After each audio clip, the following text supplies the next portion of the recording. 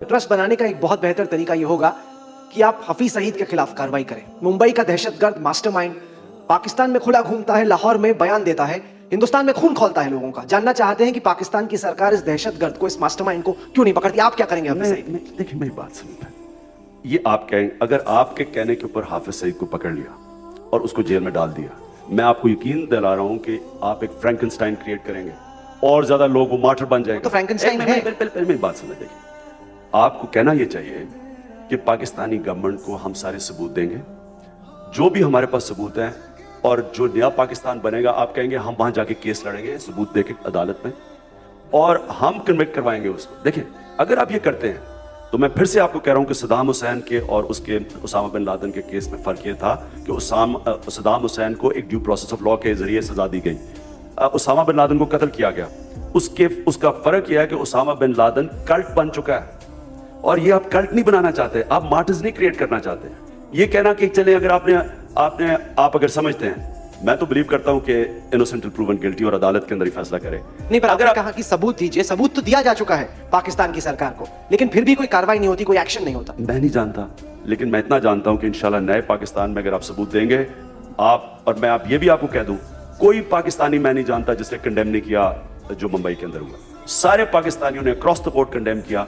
मैं तो रिलीजियस दीनी जमातों की बात कर रहा हूं, उन्होंने भी कंडेम किया। तो पाकिस्तान भी चाहता है कि जिसने बेकसूर लोगों को मारा और हमने लाइव टीवी पे देखा उनको सजा मिलनी चाहिए। ये तो लेकिन एक मिनट बात सुने, देखें ये कहना कि आज मैं आपके ऊपर क्वेश्चन पोज करता हूं, हम कहेंगे जी यहाँ कोई समझौता एक्सप्रेस कोई थी, उसमें कोई लोग मारे गए, कोई लोग मुलव्वस थे, हम कहेंगे जी उनको पकड़ के जेल में डाल दिया, आप डाल देंगे उनको जेल में? आप नहीं डालेंगे, आप कहेंगे हमें सबूत दे, अदालत में आप केस करेंगे। तो जब आप में ट्रस्ट हो गया, दोनों हुकूमतों के बीच में ट्रस्ट हो गया और हमने फैसला कर लिया कि हम अपनी जमीन इस्तेमाल किसी टेररिस्ट को नहीं करने देंगे, तो उसके बाद हमारे इंटरेस्ट में होगा कि कन्विक्शन हो। नहीं, पर हफीज सईद तो अभी भी लाहौर में स्पीचेस देता है और वहां पे लोगों को कहता है कि जाओ हिंदुस्तान में लोगों को मारो। ये तो एक आतंकवादी है जो अभी भी लगातार टेररिज्म की बातें करता है। ये कोई छिपी छिपाई बात नहीं है, तो खुलेआम हो रहा है। हमारे पाकिस्तान में नहीं होगा ये, आप ये वादा कर रहे हैं? मैं आपको अपना वर्ड दे रहा हूं। मैं कह रहा हूं कि आगे जो आपने जाना है उसके अंदर ये नफरतों की या पॉलिटिक्स या नफरतों के ऊपर जो कैश इन करते हैं लोग, हम इसकी इजाजत नहीं देंगे।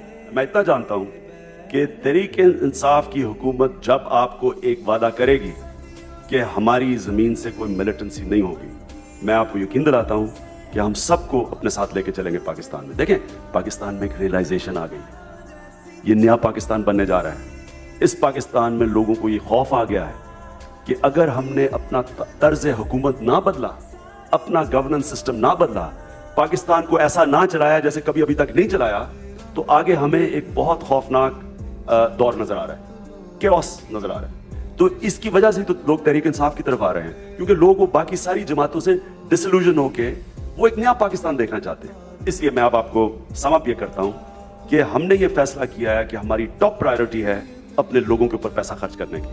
हमारी टॉप प्रायोरिटी है गुर्बत खत्म करने की।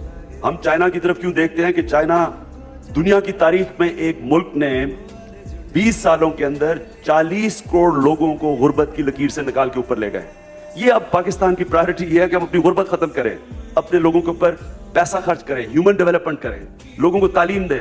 वो हम नहीं दे सकते अगर हमने सारा पैसा हथियारों पे खर्च करना है और ये आर्म्स रेस पे खर्च करना है। तो जो नया दौर हम देख रहे हैं उसमें ना हम मिलिटेंसी देख रहे हैं, ना मिलिट्री एक्शंस देख रहे हैं। हिंदुस्तान से हम चाहते हैं कि बिल्कुल हमारी वो रिलेशनशिप हो जो कनाडा और यूनाइटेड स्टेट्स की है।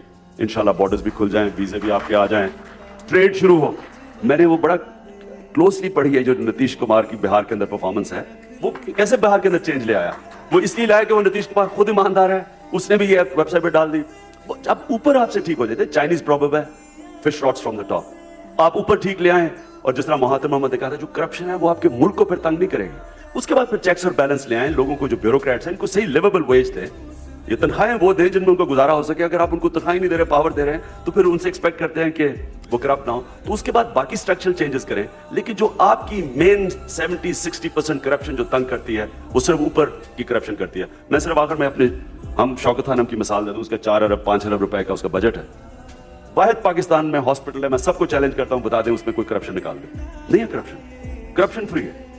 वो इस वजह यह है कि ऊपर की जो सारी हमने जो लीडरशिप रखी है, पहले तो हमने उनको ईमानदार ले आए, उनकी इंटेग्रिटी को नंबर 1 रखा। उसके बाद हमने सब कुछ कंप्यूटराइज कर दिया। जितना आप अपनी गवर्नमेंट को ई गवर्नमेंट की तरफ ले जाएंगे, क्योंकि कंप्यूटर रिश्वत नहीं मांगता। आप जब जितने इंसानों का कांटेक्ट आप कम कर दें, आपकी जो टैक्स कलेक्टिंग एजेंसीज है इनको जितना भी आप कंप्यूटराइज कर दें, तो आप देखेंगे करप्शन के ऊपर आप काबू पा सकते हैं, लेकिन वो ऊपर से शुरू होती है।